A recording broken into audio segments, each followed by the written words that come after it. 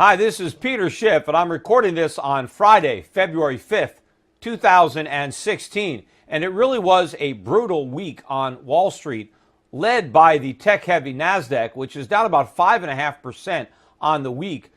3% of that came today alone. The NASDAQ was down 145 points. That is the biggest one-day drop this year for the NASDAQ, which, by the way, is now down just under 17% from its high. Not officially in a bear market yet, but getting there. Although the vast majority of NASDAQ stocks are in bear markets. And in fact, many of those stocks are down 40 or 50% or more. In fact, there are a number of NASDAQ stocks that were down 40 or 50% today alone. The Russell 2000 is already in a bear market. It's down 24% from its high. Dow Transport's also down 25% from their high. And the transports were actually up this week. That's how beaten up that index has been. But the S&P and the Dow are only down about 12% in a correction, but not quite a bear market. Although remember, all bear markets begin as corrections, and I think this is just the early stage of a bear market. It just won't be officially confirmed until we're down 20%. Now you can contrast that to what's been going on with gold. Gold was up 5% on the week. It added $18 today alone to close above $11.70, up $50 on the week. In fact, the price of gold has now risen by $120 an ounce since the Federal Reserve raised interest rates in December. The dollar also had a bad week, despite rising somewhat today on the jobs numbers, which I'm going to get to later in the video blog. But despite the rebound today, the dollar index still had its worst weekly decline since 2009. And so now the opposite of everything everybody believed was going to happen if the Fed raised rates has in fact happened, right? Everybody thought the stock market would go up because by raising rates, the Fed was supposed to show how confident they were in a growing U.S. economy. Instead, the stock market has tanked. In fact, the beginning of the year, January, was the worst start to a year in stock market history. In contrast, everybody assumed that rising interest rates would help the dollar. Instead, the dollar has actually declined. The same thing with gold. Everybody believed that higher interest rates would be bearish for gold. Instead, it was the catalyst for a huge rally in the price of gold. Now, everybody was blaming today's stock market carnage on the fact that the jobs report that was released early this morning was weaker than expected, right? Because we only created 151,000 non-farm payroll jobs, and the street was looking for 188,000 jobs. So supposedly that was weaker. But the reality is it wasn't that the report was weak. That's not why the market went down. It was because it wasn't weak enough. See, the only thing that could have saved this market was a horrible jobs report, a jobs report that was so bad that it would be obvious to everybody that the Fed was not going to raise rates. But instead, this job report has convinced people that the Fed is more likely to raise rates than it was before the numbers came out. And that is why the market went down. But nobody wants to admit that. Nobody wants to acknowledge that the only thing holding up this market is the Fed. So they want to pretend that the market is disappointed that it didn't get a better jobs number. Jobs have nothing to do with it. This market has always been about one thing, and that's about the Fed and cheap money. And now it's based on whether or not the Fed is going to raise interest rates again. Now, of course, I don't believe they're going to raise interest rates. I believe the next thing the Fed is going to do is to cut interest rates. I think they might even go negative, and I think they're going to launch QE4. It's just that the markets haven't figured this out yet. In fact, even the Atlanta Fed, which had initially estimated first quarter GDP at just 1.2%, and I still think they've overestimated it. In fact, I think the 0.7% that we got for the fourth quarter of last year is going to be downwardly revised as well. But when the Atlanta Fed saw this supposedly strong jobs report, they actually increased their estimate for Q1 GDP by a full percentage point to 2.2. Well, if the Atlanta Fed thought the jobs report was so strong that it caused them to increase their estimate for economic growth, why are the reporters talking about the jobs report being weak and that being the catalyst for the sell-off? The reality is, if you look beneath the headline number of the miss on the number of non-farm payrolls, you'll find out what the markets were so worried about. Number one, it was the official unemployment rate, which moved down to 4.9. Now, that's the first time we've had a 4 handle on the unemployment rate since Obama has been president. And in fact, he didn't waste much time in holding a press conference proclaiming the success of his administration and declaring that the U.S. economy is the strongest in the world, which I think is quite ironic, because I think we're already in recession, which means the economy isn't strong at all. It's quite weak. In fact, it's one of the weakest economies in the world. Another thing that the president was claiming credit for was the fact that average hourly earnings went up. And this was what really was the nail in the stock market's coffin today. The estimate was that wages were going to rise by 0.3%. Instead, they rose by 0.5%. 0.2. That's all, but that was enough to clobber the stock market. In fact, initially, the gold market sold off. Gold was down about $12 on that number. But it rallied back because gold now, I believe, is back in a bull market, and people bought the dip. But the knee-jerk reaction was, oh, my God, this big wage growth, well, this means the Fed is going to hike for sure, because the Fed has been talking about wages. This is something they're looking for, and now all of a sudden they've got wage growth, and they've got the unemployment below 5%. That's their key benchmark. And of course, wage growth, according to the Phillips curvers, if wages are going up, well, inflation's going up, wage price push or whatever these guys want to call it. So this caused traders to want to sell the stock market because now there's an increased expectation of a rate hike. I think this is all a bunch of nonsense. So let's actually discuss this jobs number that was supposedly strong. First of all, the 151,000 jobs that were created, which was below expectations, about 3/4 of those jobs were likely minimum wage jobs. They were all in the service sector, leisure and hospitality, hotels, bars, restaurants. These are minimum wage jobs, 3/4 of the jobs. And I bet that most of those jobs aren't even full-time. I think they're part-time. And again, that is the reason that we create so many jobs. Because when employers refuse to hire anybody full-time, and now they have to hire just part-time people, assuming you need the same amount of work done, you have to hire more people to work part-time than if you were hiring people to work full-time, and so you have more jobs. And so that is the secret to all this job creation. Just destroy the full-time jobs and force people to get multiple part-time jobs, and now you can take credit for a lot of jobs. But let's look at the wage number, the increase in average hourly earnings, right? Whoa, 0.5%, this big increase. Obama patting himself on the back. Everybody is talking about this. Well, everybody forgets that on January 1st, 12 states significantly increased their minimum wage.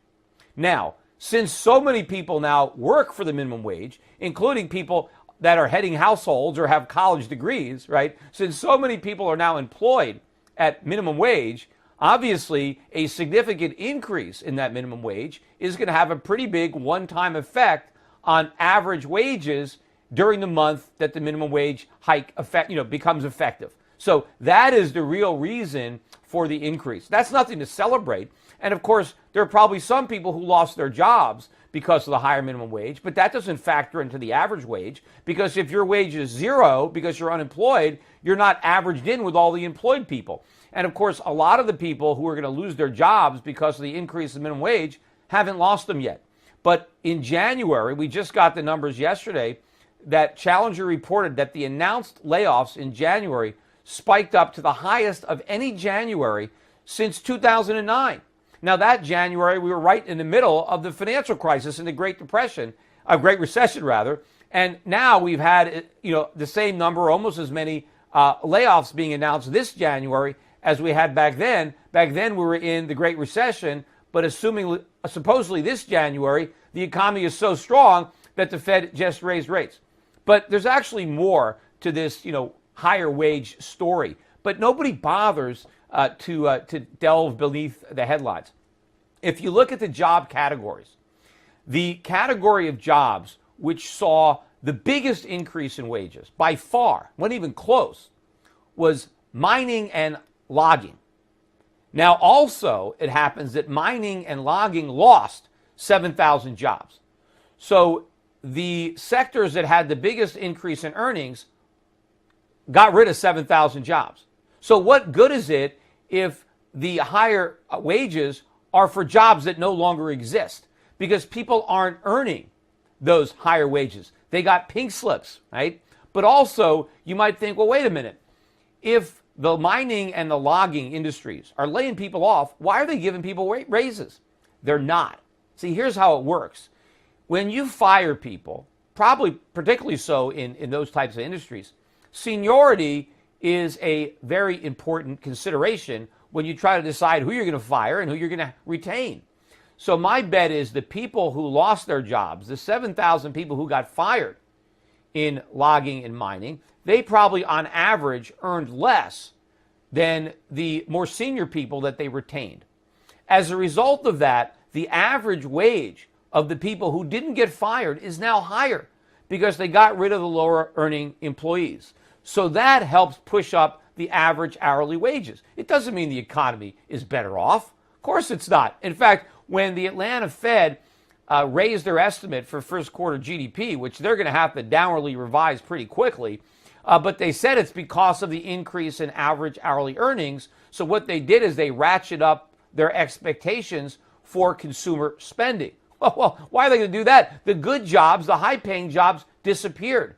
Just because minimum wage workers got a raise doesn't mean they're going to run out and spend it. In fact, considering all of the announced layoffs and the anxiety that a lot of people must feel regarding their jobs, people are going to spend less. I mean, if they still have a job, they're not sure if they're going to keep the job. And look, if you're working minimum wage, you're barely getting by as it is. Yes, you've got cheap gasoline, but rents are going up, your health care is going up, your utilities are going up, your groceries are more expensive, and you've got no savings. So people are trying to repair. So to think that people are going to rush out and spend, they're not going to do that at all. I don't know why anybody is going to jump to that conclusion just based on this number. And this is just January.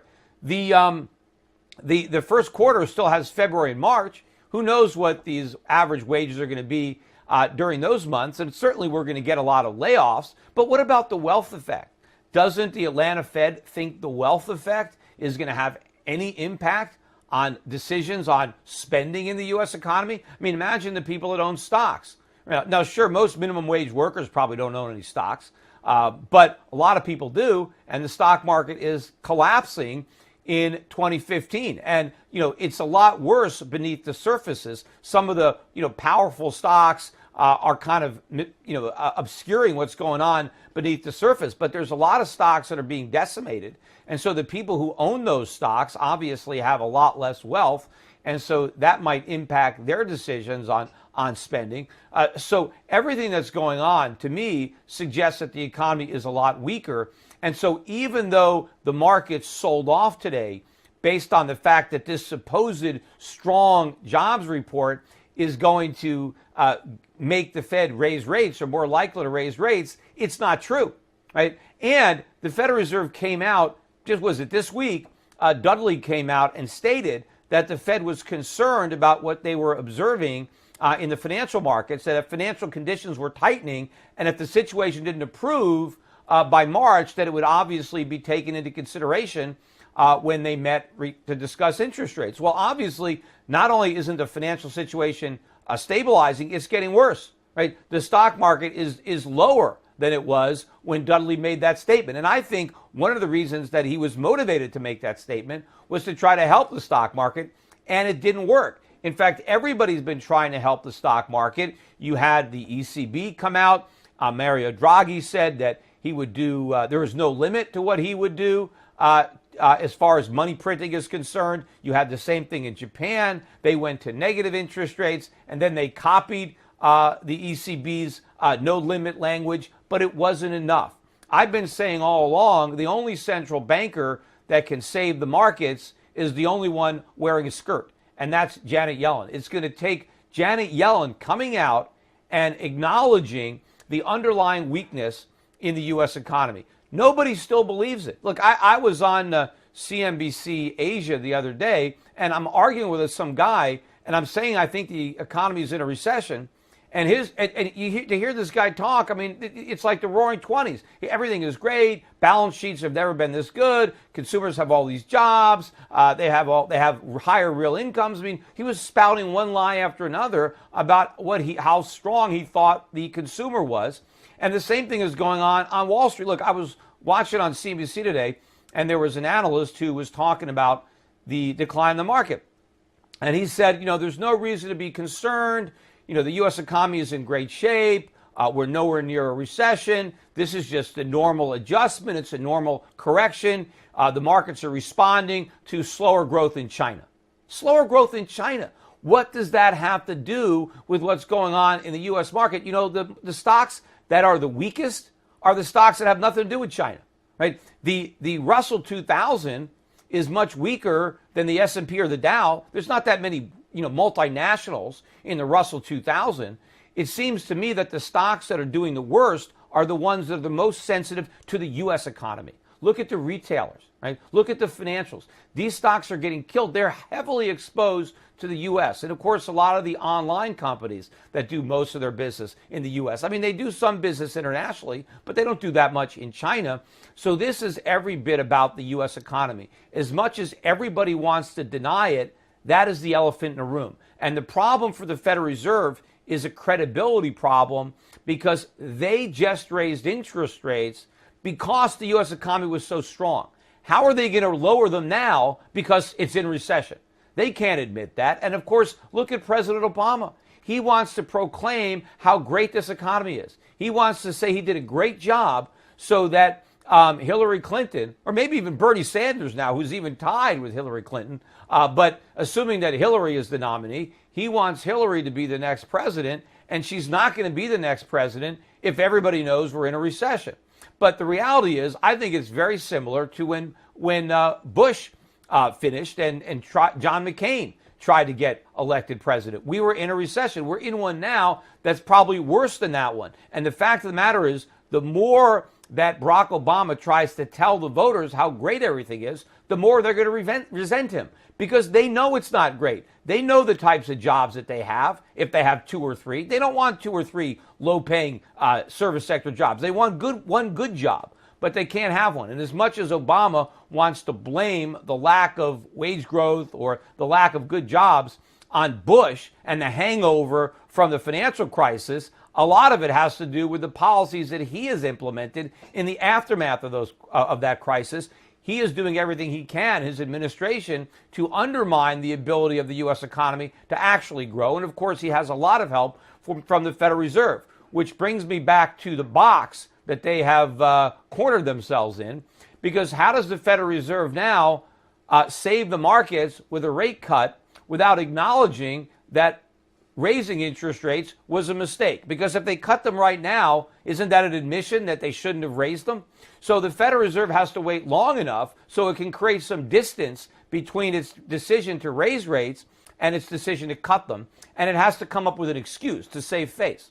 Because I believe what the Federal Reserve is going to do is they're going to try to say, look, when we raised rates, everything was great, right? The economy was doing good and it was the right thing to do.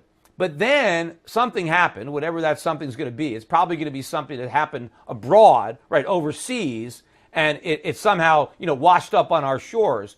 But the Fed is going to say that whatever happened, nobody could have possibly predicted this. I mean, nobody saw this coming. This is totally out of left field, right? This is like the 2008 financial crisis in that nobody could have possibly predicted it. So you can't hold us responsible for not seeing something that nobody could have seen, that this is like a 100-year flood. Yeah, this is our second 100-year flood in 8 years, but, go figure, right? But the Fed is going to have to say something like that so that it can save face when it reduces interest rates and launches QE4. And why is the Fed going to do that? Because the Fed's going to say, look, everything was great. We saved the economy, and the proof that we saved it is that we raised interest rates because everything was great. And now, because this unexpected thing happened that nobody could have possibly forecast, right, now we're right back in a recession again. Well, now we're going to get us out of this recession the same way we got us out of the last one because it worked so great. In fact, I mentioned Janet Yellen already said in a press conference, this was before she raised rates, when she was asked what she was going to do if we were in a recession in 2016, and of course she said it was very unlikely that we would be in one, which probably meant it was a certainty. But her response was, well, if it turns out that we raised interest rates, we're going to cut them. And, since it worked so well before when we bought assets, we'll just start up our asset purchase program. That's QE. So she's already said that she was going to do that. They're just waiting for an excuse. The problem is the longer they wait to find that excuse, the more downward pressure you're going to get on the stock market. But the gold market has already turned. So it really doesn't matter how long the Fed waits to admit. I think the gold market already senses that even if the Fed does raise rates, it's not going to be nearly as much as was discounted into the gold market over the past few years when the price of gold was falling, anticipating a tightening cycle, because this is probably going to be the shortest tightening cycle on record. And I think the gold market is already looking through this tightening cycle to the next easing cycle. And I think the same thing is happening with the dollar. Yes, we did have a rally in the dollar today, as I said, following the release of this jobs report that supposedly contained this information that would lead the Fed to raise rates. But I would say that the decline in the stock market that happened as a result of people thinking the Fed might raise rates actually makes it that much less likely that the Fed would actually raise rates, which I think the possibility of that anyway is zero. And so I think as markets digest the reality of what's going on in the U.S. economy and the U.S. markets, I think the dollar is going to resume its decline. I think this was a very significant week for the dollar. The dollar index tried to break above 100. It got to, I think, 99.80. Its close, I think, on Monday or Tuesday was like 99.60. And then it collapsed and it almost broke through 96, but it rallied up higher than that by the close today. But this was a significant breakdown, I think, in the dollar across the board. And so I think that's going to continue. But of course, once the Fed is forced to admit how weak the economy is, once they're forced to admit, right, that we're in a recession and the market needs more stimulus, at least according to its theory, then it's a whole new ballgame. But it might not necessarily be the Fed admitting it, because the markets might figure it out on their own. Right? So either the Fed is going to level with the markets or the markets are going to call the Fed's bluff. The markets are going to figure this out. But either way, reality is going to replace fantasy. Because remember, the fantasy under which everybody has been operating, and many people are still operating, despite overwhelming evidence that that fantasy is wrong, is that the U.S. economy is in good shape, that the Fed is going to be able to raise interest rates, that there's this big policy divergence because the rest of the world is weak. Europe is a mess. Japan is a mess. We're the only country in good shape. So we're the only country that's going to be raising interest rates. So people have been putting money in U.S. assets as a safe haven. People have been buying the dollar. That is the narrative that is completely false. Because as I've said many times on this video blog and on my podcasts, the U.S. economy is actually in worse shape than it was in 2008. All of the problems that led to the financial crisis, right, which were created by the Federal Reserve, all those problems have now been exacerbated by the very institution, the Federal Reserve, that created them in the first place. But if you remember, the Federal Reserve, at least publicly, was oblivious to those problems right up until we were knee-deep in the crisis. Well, they're just as oblivious now. And it's the same group of people, and either they're being honest and they're completely, incompetent, or they're lying now the same way they were lying then. Remember, Ben Bernanke on a radio show was questioned about how he felt about the ridiculous comments that he made about how strong the economy was and how strong the housing market was in 05 and 06. And his response was, well, you couldn't exactly expect me to tell the truth. I was speaking as a member of the administration. Well, if that was the case, certainly Janet Yellen considers herself a member of the Obama administration. She wants to be a member of the Clinton administration. So the last thing that she wants to do is admit that the economy is in a recession. In fact, I don't think anybody in Europe or Japan want to admit that either, because America is the poster boy for QE success. We are the only nation where QE is supposed to have worked. That's why they're doing it other places. They're trying to emulate our success. When they realize that our success was just a failure, then what's the point of following that roadmap when it leads you right back into recession? In fact, I think the recession that we are already in, and yes, the government will eventually admit this after the fact, just like they did with the Great Recession. But I think this recession is going to be a greater recession. I think it's going to be deeper and longer lasting than the last one. And I don't think the government's going to be able to save us with a stimulus, right? I think that ship has long sailed. I think when the dollar starts to tank, and when it does, I think consumer prices in the U.S. are going to go up a lot more next time than they did last time, because everybody right now believes that the currency that's in trouble is the Chinese yuan. But I believe once the dollar starts to decline, it's the yuan that's going to rise. It's the dollar that's going to tank. And when the Fed launched QE1, that wasn't the case, because the Chinese were still pegging their currency to the dollar, and that helped support the dollar, and it helped keep the cost of Chinese imports lower for American consumers. I don't think they're going to make that mistake twice. I think the Chinese have already let the markets know that their currency is going to be more flexible, that they're going to let their currency fluctuate with other currencies and not just rigidly peg it to the dollar. And everybody has assumed, well, that just means the Chinese currency could collapse because the dollar is so strong. But the belief in a strong dollar is predicated on a U.S. recovery with the Fed raising rates. If instead we're in a severe recession and the Fed is cutting rates or has them negative and is doing more QE, then the dollar is going to tank, and the Bank of China is going to let it tank against their currency, which means this recession, unlike the previous one, where consumers were relieved because consumer prices didn't rise or rose slowly, I think now you're going to see big increases in consumer prices. Remember the stagflation of the 1970s, except this is going to have a lot more stagnation and a lot more inflation. And unlike what Ronald Reagan did at the end of that decade to put out that fire, nothing like that's going to happen this time, because we can't do it. We don't have the tools. We can't raise interest rates to fight inflation, no matter how high inflation rises, because that's how broke we are. The only thing keeping our institutions afloat, including the federal government, is artificially low interest rates. And the more debt we have, the more important those low interest rates are to maintain the illusion of solvency. So inflation is going to keep on going up, and that is going to cause a flight from the dollar. So the pace at which the dollar is declining now, it's going to accelerate.